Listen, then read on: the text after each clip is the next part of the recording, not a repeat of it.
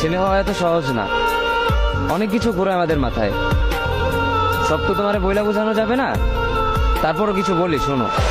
আমরা ছেলেরা বউর সামনে মার সাথে ভালো করে কথা বললে মার আঁচলে থাকা সন্তান, আবার মার সামনে বউর সাথে ভালো করে কথা বললে বউর গোলাম।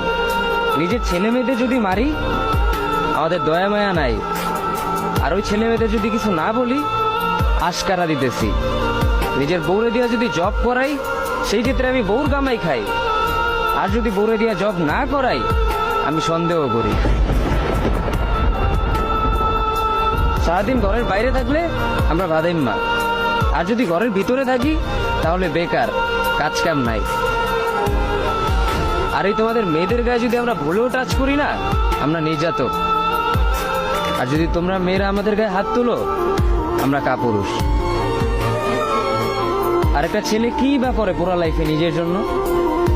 মার ওষুধের থেকে শুরু করে বউ বাচ্চার প্রত্যেকটা শখ পালন করার দায়িত্ব একটা পুরুষের। কিন্তু কি লাভ এত কিছু কইরা? দিন শেষে একটা ভুল করলেই সবাই ভুলা যায় যে কে কি করছে তার জন্য।